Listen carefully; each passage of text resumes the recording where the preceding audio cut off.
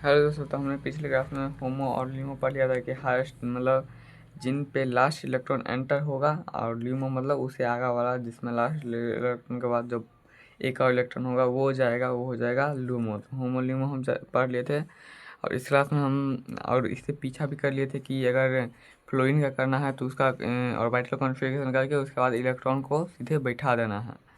तो वही हो गया। और इसके बाद आज पढ़ेंगे molecular orbital diagram and orbital picture. तो देखो, रियल में हमने पहले भी पढ़ा था 1s जब जो मतलब बॉन्ड बनाएगा तो वो कुछ इस प्रकार का बनेगा और बीच में दोनों बॉन्ड बन जाएगा, मतलब दोनों एक एक सिंगल सिंगल बॉन्ड इलेक्ट्रॉन का सहाय करेगा तो वो बन जाएगा 1s। और इस दोनों के बीच में बन जाएगा क्या, मतलब इस दोनों के बीच में क्या होता है, हमने पिछली क्लास में पढ़ा था इसे हम इलेक्ट्रॉन क्लाउड कहते हैं। तो ये दोनों क्या हुआ, बाद में फिर इलेक्ट्रॉन क्लाउड जैसे बन गया और इसमें मतलब ये दोनों जुड़ गया, इस प्रकार हो जाएगा बाद में देखने पर। लेकिन फिर क्या होगा, मतलब इसे हम कहते हैं पॉजिटिव ओवरलैपिंग, जिसे हम BMO भी कहते हैं। इसके बाद ये भी एक कोई एटम है, इसमें निगेटिव ओवरलैपिंग हो रहा है, मतलब ये प्लस है माइनस है, मतलब अलग अलग इंडिकेट करने वाला दो बॉन्ड मतलब बॉन्ड बना रहे हैं। ये कुछ इस प्रकार बन जाएगा और ये जो होगा बाद में ये से टूट जाएगा, ये मतलब बनेगा तो ऐसे, लेकिन बाद में फिर ये क्या होगा, टूट जाएगा। तो ये कुछ इस प्रकार बन जाएगा, ये कुछ इस प्रकार, इसके अंदर ये क्लाउड होगा, यहाँ पे ये कुछ होगा इलेक्ट्रॉन क्लाउड। अब बीच में जो बन जाएगा उसे नोड कहते हैं। पता है, हमने नोड पीछे ही पढ़ा था। नोड मतलब क्या, नोड मतलब वह था जहाँ पे इलेक्ट्रॉन पाया ही नहीं जाता है, इसे हम कहते हैं नोड। ये है निगेटिव ओवरलैपिंग और इसे कहते हैं ABMO।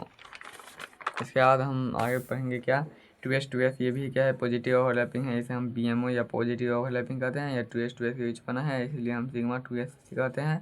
और ये बाद में इसे बन जाएगा, इसे हम MO मतलब मॉलिक्यूलर ऑर्बिटल भी कहते हैं। और ये क्या होगा, इसमें देखोगे तो दो से ज़्यादा केंद्र मतलब बीच में क्या होता है, जिसमें प्रोटॉन न्यूट्रॉन होता है उसे वो ये इसमें दो गो हो जाएगा। तो इसमें हो जाएगा पोली पोलीन्यूट्रेट पॉलीएंटीसेट्रिक, मतलब इसमें मोर देन ऑफ न्यूक्लियस, मतलब न्यूक्लियस इसमें ज़्यादा होगा, इसलिए इसे हम पोलीन्यूट्रॉनिक कहते हैं। लेकिन इसमें अगर देखा जाए तो इसमें एक ही न्यूक्लियस है, ये वो, इसलिए मोनोसेंट्रिक कहते हैं। इसे हम कहते हैं पोलोसेंट्रिक। इसमें एक से ज़्यादा नाभिक है, मतलब न्यूक्लियस है, इसलिए हम पोलोसेंट्रिक कहते हैं इसे हम। और इसमें एक ही है तो इसीलिए हम कहते हैं मोनोसेंट्रिक। मोनो पहले तो हम 10वां ही पढ़ा था। इसके बाद क्या है, ये दोनों पॉजिटिव निगेटिव ओवरलैपिंग बनाएगा, इसे हम सिग्मा 2s स्टार कहेंगे। और ये इक्वल, इसे हम इसका अलग नाम है, इसे कहते हैं तो ये कहते हैं इक्विवेलेंट कहते हैं हम इसे। जिसमें 3 को सीधा सीधा दिया हो उसे हम इक्विवेलेंट कहते हैं। ऐसे तो पता ही है इक्वल कहते हैं, तो ये इक्विवेलेंट मतलब क्या, उसके बाद का तो उसके बाद में क्या होगा, ये दोनों अलग अलग करके टूट जाएगा, इसे हम MO या मतलब मॉलिक्यूलर ऑर्बिटल कहेंगे, इसमें नोड बन जाएगा। तो हम नोड पीछे भी पढ़े थे तो वो थोड़ा सा याद आता होगा कि किसमें कितना नोड बनेगा। इसके बाद क्या है, 2pz जब ओवरलैपिंग करेगा तो ये दोनों क्या होगा, पॉजिटिव ओवरलैपिंग, तो ये बनेगा सिग्मा 2pz, जिसे हम BMO कहते हैं।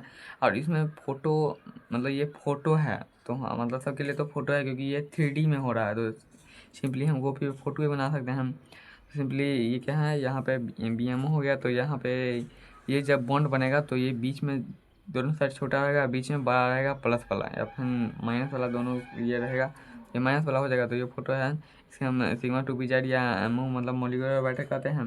इस प्रकार इसमें भी सिग्मा सॉरी, यहाँ पे क्या होगा, 2pz में निगेटिव ओवरलैपिंग होगा, तो कुछ ये बाद में इस प्रकार का बन जाएगा, यहाँ पे छोटा, यहाँ पे बड़ा, यहाँ पे छोटा, यहाँ पे बड़ा, प्लस माइनस है, और बीच में हो जाएगा का नोड। तो इसे कहते हैं सिग्मा 2pz स्टार MO मतलब molecular orbital.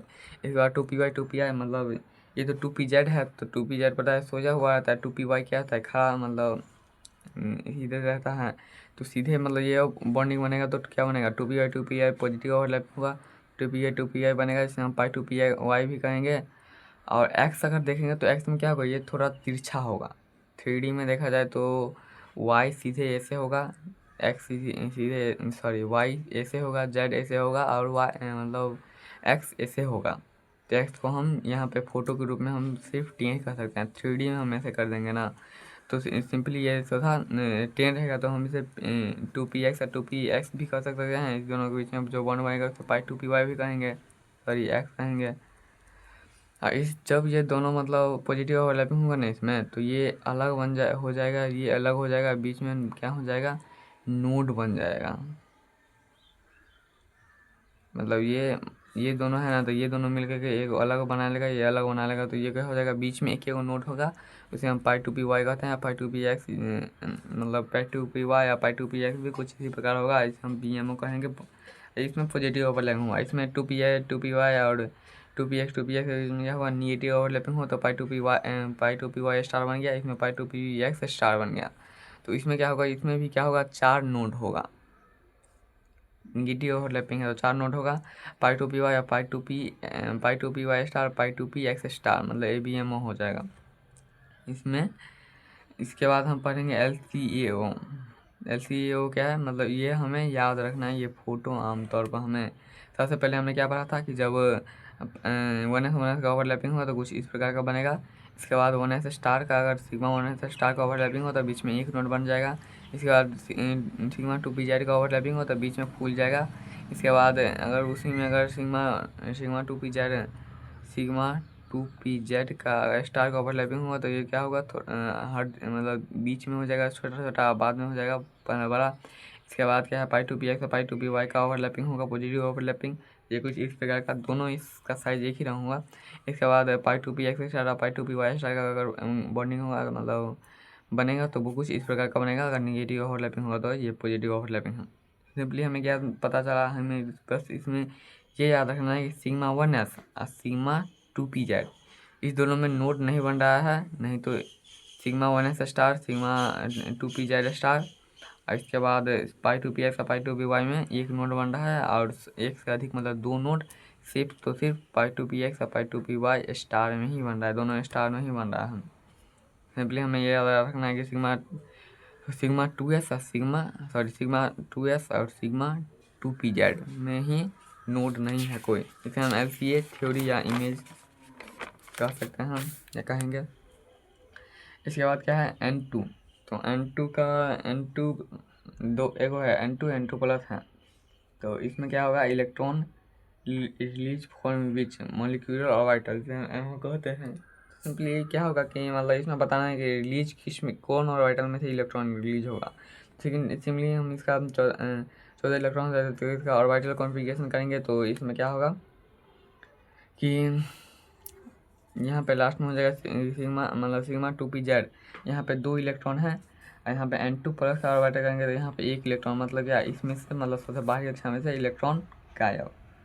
Sigma two P Z हो गया, ये इलेक्ट्रॉन रिलीज करेगा। इसके बाद F2 प्लस में करेंगे 10 से 11 इलेक्ट्रॉन, तो इसमें भी क्या होगा, मतलब लास्ट वाला से 1 इलेक्ट्रॉन खड़ा गायब हो जाएगा। तो यही है, मतलब इसका इलेक्ट्रॉनिक कॉन्फ़िगरेशन करेंगे तो ये हो जाएगा, और इसमें तो लास्ट वाला में से एगो सॉरी यहाँ पे प्लस है ना, तो हटाएंगे, लेकिन यहाँ पे माइनस होना चाहिए था।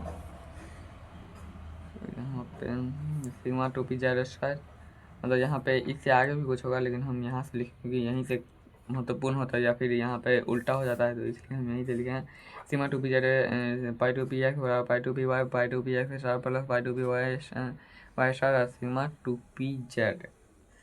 तो यहाँ पे क्या फ्लोरीन है, तो इसमें क्या होगा कि लास्ट वाला में से फ्लोरीन का कितना होता है, 9 दूना 18, तो इसमें तो आएगा ही नहीं, तो यहाँ पे 1 हो जाएगा, मतलब लास्ट वाला इलेक्ट्रॉन में क्या होगा, 1 जुड़ जाएगा। इसके बाद क्या है, ये है 18 हो गया, तो यहाँ पे माइनस चार्ज है।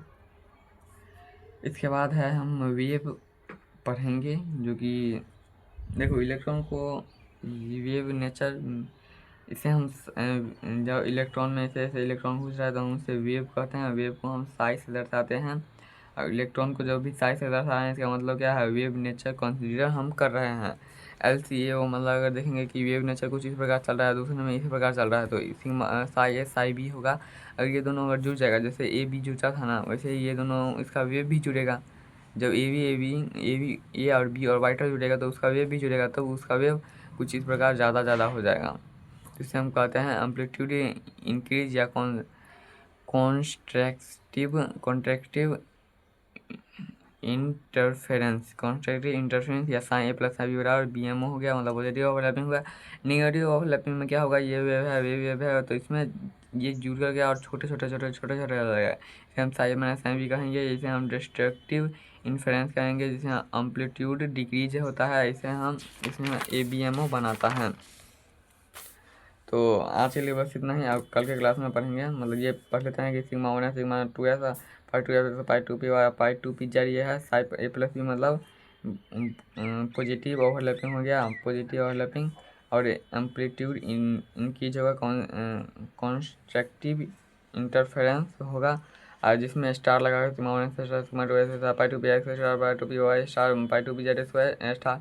तो इसमें क्या होगा, साइन ए माइनस साइन भी होगा, मतलब निगेटिव ओवरलैपिंग होगा, एम्पलीट्यूड डिक्रीज होगा और डिस्टॉर्टेड इन्फरेंस होगा। तो इसमें होगा कॉन्स्ट्रक्टेड इंटरफेरेंस, इसमें डिस्ट्रक्टेड इंटरफेरेंस। सिंपली क्या है, एम्पलीट्यूड इसमें इंक्रीज होगा, एम्पलीट्यूड इसमें डिक्रीज होगा। हम अगले क्लास में पढ़ेंगे वीक फोर्थ।